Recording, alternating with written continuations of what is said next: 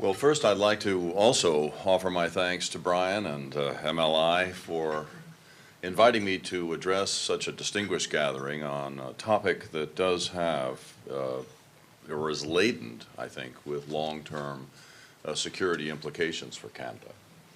And so I think that this idea of concentrating this particular gathering on the security dimensions might have been somewhat of an underdeveloped dimension of the deal. I've had the opportunity to look at the business side of this, both of the commercial, financial side. I was, prior to my own stint in government in the security community, a vice president in the International Department of the Chase Manhattan Bank, with responsibilities for the former Soviet Union, Eastern Central Europe, and Yugoslavia for a number of years. And we were in, of course, the sovereign risk lending business. And make no mistake, this is a sovereign risk transaction, not unlike those that we dealt with in those days. So certainly that side of the equation is an important one, and I don't mean my remarks to in any way minimize the business opportunity here and those dimensions.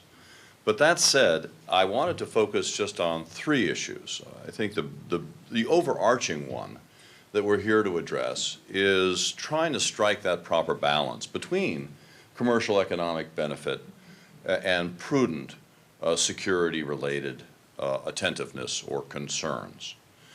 That is the exercise, it seems to me, as to where that proper balance is for Canada. Particularly not just for this transaction, but what it portends in terms of knock-on effects and the proverbial line that you can already see at the door of other Chinese state-owned enterprises that could interpret a green light as the go signal in a bigger way. So we may have a discussion, in my mind, of an expansive Chinese presence in the resource sector and other telecommunications and other areas of Canada. So I think everyone's girded for that in the positive and some in the more skeptical category. As far as a second issue that's interesting to me is the organizational structure within Canada to review these matters. Industry Canada has the lead on that, and I myself am not exactly sure yet of the intra-ministerial coordination mechanism as to the extent to which the security community is involved, if you will, from the get-go and able to make their inputs in a meaningful way, not just in a belated fashion, a kind of catch-up ball. It might be instructive to go back over the Reagan years in this connection as to how we drove, if you will, that integration of economic and commercial and national security on the other side. We had an organization that Brian alluded to called the Senior Interdepartmental Group International Economic Policy.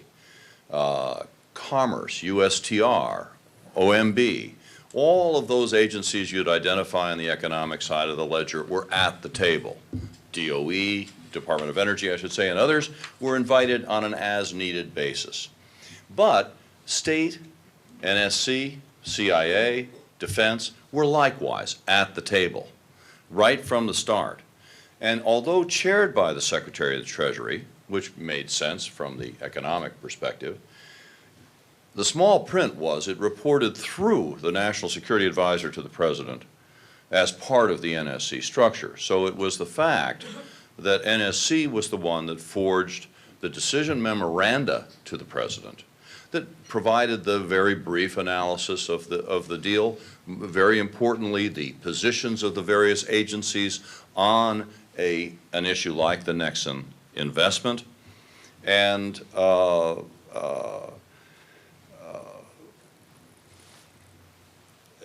excuse me, just lost my train of thought there.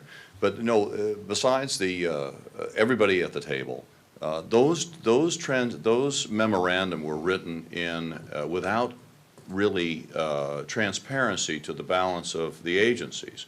The President often had a decision or a recommendation at NSC in the final analysis in this connection.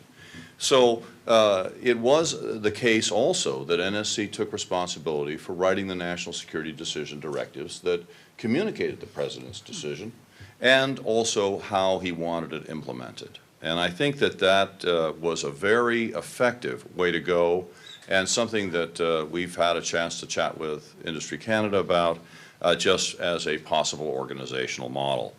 In terms of case studies, it may be likewise useful to go back to the Reagan years on the matter of the West European Siberian gas pipeline case. Here was a circumstance where the President dug in his heels, creating one of the largest conflicts in the Atlantic Alliance over the issue of whether Western Europe was going to become, with the construction of the two-strand huge Siberian gas pipeline, 65% or more dependent on Soviet natural gas as a percentage of their natural gas flows.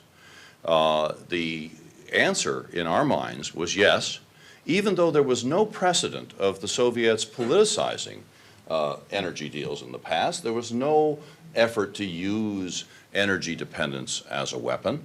We had nothing to point to except suspicion, if you will, and one of the reasons that it created such an intense alliance dispute. Nevertheless, the President stuck with his guns, and we did come up with a new formula, a new, more security-minded alliance consensus on how to do business with the Soviet Union that involved a 30% cap on Soviet natural gas deliveries to Western Europe. So it is to say that these days, we look at pipeline politics today, it's a mainstream concept. We all know that the Soviet Union later did use its energy dependency as a weapon, even though it defied commercial sense to do so as a reliable supplier and so forth. And Russia went on to do the same with Ukraine and others. So today, that's an established concern. Then it wasn't.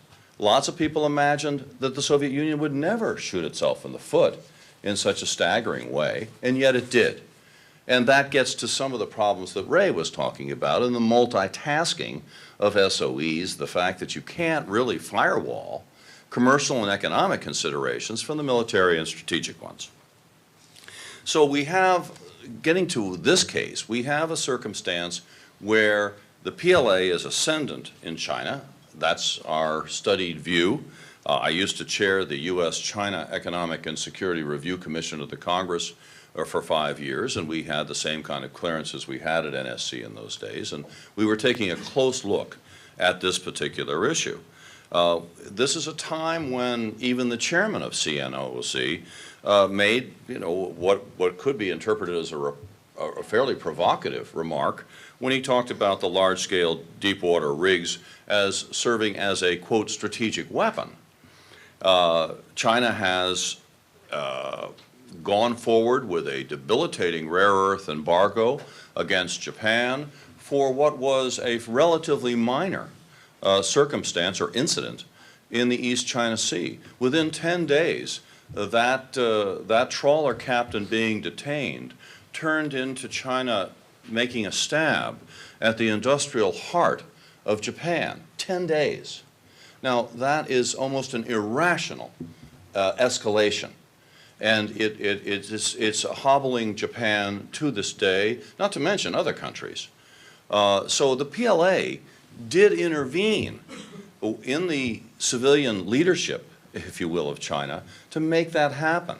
It was one of those incidents like Hainan, like the J-20 overflight, like the destruction of the satellite in 2007, all of which had the PLA taking actions that were preempting civilian Chinese leadership. These are the kinds of precedents that we should be somewhat concerned about. China's just established a new Department of International Economy under the auspices of the Foreign Ministry.